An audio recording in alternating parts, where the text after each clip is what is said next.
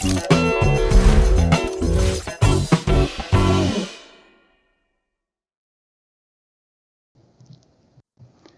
afternoon and welcome to another episode of Wired, energizing conversation for Midland members. I'm Ryan Hinn, your host this afternoon.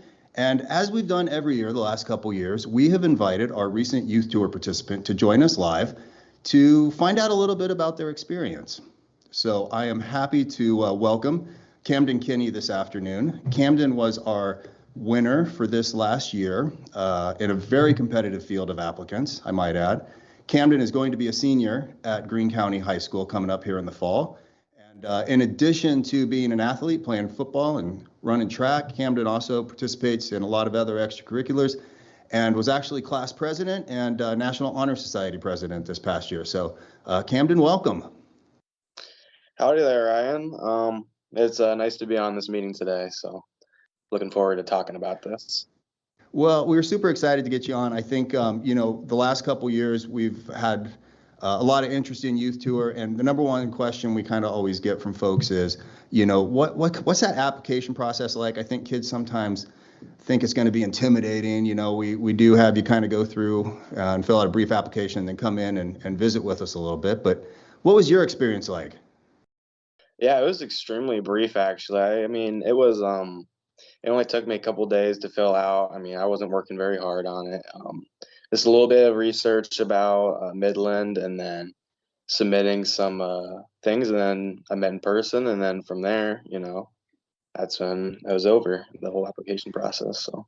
And for folks who aren't familiar, we do ask the applicants to come in, or they can do it live via Teams too, and they meet with a couple employees or directors or a combination thereof, and feed you pizza and give you some soda and have a nice visit and get to know you better. And it's really as simple as that. It isn't a high pressure thing. We don't ask you a bunch of complicated questions, but we did select Kamden this year, and which broke a trend. We'd had a streak going from students from Roland Story High School. They promote the program a lot down there, and so we were excited, obviously independent judges, but we were excited to have some representation from a different high school. So that was cool. Okay, so now you have just gotten back from the trip. You've been back about, a couple weeks now, I suppose. You went in mid-June, had a little time to let it settle. But let me ask you first, big takeaways.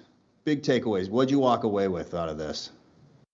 It was guaranteed to be the trip of a lifetime, and it proved to be that. I mean, the views were amazing. It was all very, very well scheduled. The food was awesome. If you have any doubts or about anything, there's no need. We stayed in a 4 or 5 star hotel. It was unbelievable. I mean, the museums, the memorials, flying was all nice. It was all it all went really well. So one of the neat things, right? So the Electric Cooperative Youth Tour, I did a little research this morning, and it actually started back in 1958.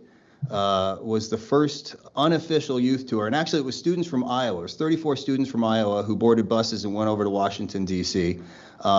Didn't really become an official program until the mid-'60s, so we're about 60 years now of electric cooperatives doing this. And it's not just cooperatives in Iowa, it's cooperatives around the country. And so I don't know, when you were out there, did you have a chance to visit with teens from other places? I didn't just have the chance to do it. I was actually encouraged to be able to speak with others. So part of the things that we were given as our resources was these corn necklaces. I wish I had one here to show you guys, but we could trade these necklaces with other students in return for pins. So there's a bunch of valuable pins you could trade for from students from every state. There was the Alaskan pin. There's only 2 kids or whatever from Alaska, so people were paying real money for that stuff. It was like gold pretty much. But yeah, we had plenty of opportunity to talk with kids from all these other states. And it was really awesome being able to connect with them. So when you had that opportunity, did they ask you about Iowa? What did you tell them about the state of Iowa? I don't think they realized Iowa was a state at first. They're like, "Where are you from?" I was like, "Iowa." They're like, "What town is that?" But I told them, there's a lot to it besides just cornfields and highways and stuff like that. There's a lot of good people here, and there's a lot of culture behind it and family integrity, stuff like that. So obviously you're busy, you got a lot going on as a student and in your personal life and stuff. What made you interested in even applying? What sparked about the program said, yeah, I want to apply for that? Well, the first time I saw the advertisement was when I was walking in a hallway in my school and I just saw it up. I'm like, that's a pretty interesting opportunity. I didn't think I'd ever be able to actually do it, but I was like, I might as well apply for it, see if I could get into it. And then I thought to myself, I only get so many opportunities to go on vacations. I mean, I don't know what my future career is going to be. I don't know if it'll allow me to spend a week out in Washington, D.C. So I figured, why not junior year, summer, have a trip of a lifetime? Why not do that for free, you know? And that's right. And so, part of that is we're very fortunate. Our board of directors, as part of our cooperative principles, education is one of those principles. And like I said, it's a longstanding program because it was recognized, back in the late 50s and 60s. There's a lot of value of taking kids from rural America and sending them to Washington, D.C. so they can be exposed to how the political system works, U.S. government history, and that type of stuff. Because you bring that knowledge base back, right? You bring that back, you're able to share it with your community. So, yes, there is no cost for the student to participate, and we're lucky in that our Iowa Association of Electric Cooperatives coordinates the trip on our behalf, and they do a fantastic job of putting together a really it is a. I got to be honest, I'm exhausted just reviewing the itinerary. Before we went live, I was asking a little bit. I thought this was a typo. The first day you all had to get up at 3:30 in the morning? Yeah, we did. That was a really rough day, I think, for most people. But luckily, me and my roommate for the night, we had a fun time staying up till, I don't know, maybe 1 a.m., 2 a.m. Wasn't the smartest idea, but we had fun watching TV there. So. And it wasn't, so you didn't just have to get up early to get your flight, but you had an entire day then once you got to DC of sightseeing. So I know we've got some photos we'll show folks here as we go through this, but amongst that first day, you guys were out at Fort McHenry. Yeah, we were at Fort McHenry. That was our first stop once we reached Baltimore, once we landed. And it was a pretty fascinating place. I didn't really look at it too much beforehand. I didn't think it'd be that good of a place to visit, but it had all the cannons up and it looked realistic as if it were, 1700 still. And it was very scenic, actually. It's kind of weird to think that that was at one point, a huge battle per se. I think, not that Iowa's not full of history, it is, but there's something special about when you get back to the East Coast and just how that early American history, so that colonial history is pretty cool. The next day, you guys, this is a perennial favorite, I think, of the kids. I hear about this one every year. You guys go to Ben's Chili. I've not personally been there, but if I went, what would you recommend off the menu there at Ben's Chili? They had this chili dog or whatever, and a lot of kids really, really enjoyed that one. I can't remember what I got there, but it had something to do with chili, and the chili was worth it. There's a reason chili's in the name, and there's a reason it lasted for so long. So the food's great there, but then the history behind it too was the fascinating part. Tell us.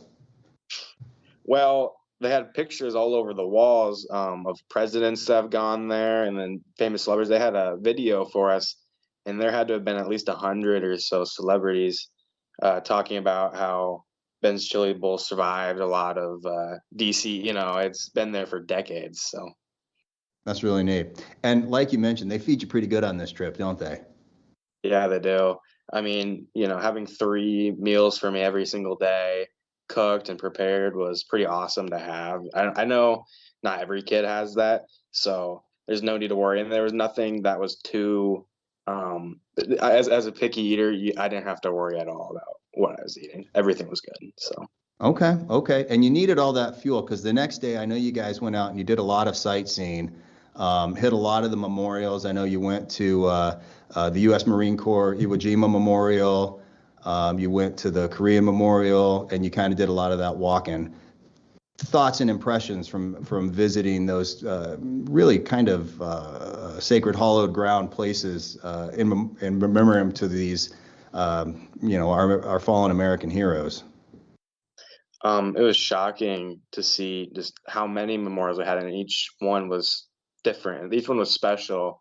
The artists that made them, like, they cared a lot. Like the Korean War memorial, that one was really special. You can see the detail in each of the figures' faces. They had the reflective wall, and it symbolized a lot of things. It depends on what you're viewing it as. Each memorial had a story to tell. You know. And then after that, I know you had the opportunity to go over to the Capitol and meet with Senator Chuck Grassley and Senator Joni Ernst. What was that experience like for you? They were very personable. I could speak to them very well. I think it helped from, the Iowa connection there. They they definitely knew what life was like back in Iowa, so we were able to talk with them for a short amount of time. But they were very, very busy. They were kind of getting tugged at the chain a little bit by their advisors. So unfortunately, we didn't get to speak for them too long. But we got to talk with them about a lot of different things going on in Iowa, and they were able to give us responses based off of that. So it was very valuable. Well, you know what's interesting about that is one of the things we ask, when folks apply is if you have an opportunity to visit with your elected officials, what would you talk about? What are the issues that Iowa's youth kind of are thinking about? And so I'm curious, what were those conversations? What were those topics? A lot of kids had a lot of different political debates about things with the representatives, but or sorry, yeah, but I mean, for the most part, it wasn't even about the debates. It was more about the solutions to them. That's what they really focused on. That was their primary goal, was to not have us necessarily worry about those things, but they talked about their plans of certain issues. I can't remember exactly what the issues were. Okay, They had great detail. That's what I remember. excellent, excellent. Um, so I got to ask you, it's not all memorials. You guys have some fun along the way too. I know you guys went out and did some paddle boats, and so I Hmm. was I was impressed by these photos because you're out there in front of the Lincoln Memorial and this one, the Jefferson Memorial. Did anybody end up in the water? That's my first question. I thought my boat was really close to going under. We had specific orders to not switch drivers to the passenger seat, but we didn't really listen. And the boat got rocky, so we stopped. We were fine. We had no casualties, luckily this time. But it was pretty exhausting paddling those boats. You think it'd be easier, but it really wasn't. It was a workout. Well, and I see in some of the photos, a lot of the kids have their sleeves rolled up. I assume it was a little humid maybe back there. Yeah, it was hot. It was hot in DC that week. But we stayed hydrated. They had water for us on the bus, so that was pretty awesome that they did that for us.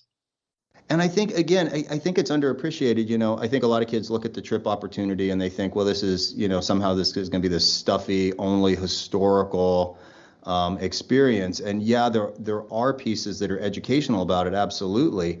But there's a lot of fun for the kids too. I know we were talking before we went live about there's a lot of dancing videos I saw on Facebook from this trip. Oh yeah, we had I don't think I'll ever be able to say I did this again, but in front of the White House, we had a great guy come up with us and we started doing the cha-cha slide with him in front of the White House. So I don't know if anyone else can say that they did that besides us. So that's a very, very that was fun. I don't think that's more of a historical thing. I think it's more of just a fun thing for kids to do. Um, We purposely didn't load that video just to save the viewers from that experience, but Good idea. Very good idea. It was not our best dancing performance, but we had fun. So. so I guess my last question for you really is, for students who may be on the fence, we love to encourage folks to apply. If you had the opportunity to visit with kids who may be thinking about it for next year's application process, what would you tell them? I'd tell them that it's easy to overlook it when you're sitting at home looking at the application, you're like, this isn't that special. But when you're actually in the environment with those people, being able to speak with these people from all these states, all these government positions, and not only learn, but to grow and develop and see these things. It doesn't matter what you necessarily like, because there's so much to do. It's impossible to find something that doesn't spark your interest. I didn't see a single person on that trip that didn't have an amazing time. That's fantastic. Well, again, so Kamden Kinne from a Jefferson resident, student, Greene County High School. We really appreciate you coming on, sharing your thoughts. For folks out there who are considering applying for youth tour, the trip is open to sophomores and juniors. We will have our 2025 application live on the website coming up. Usually around mid-December, we get it up and going. Interviews follow a month or two later. So stay tuned. Watch the future editions of Energy Insider, our member newsletter, or visit the website. Like I said, come about mid-December, and we'll be taking applications. So appreciate you joining us today. Have a wonderful day.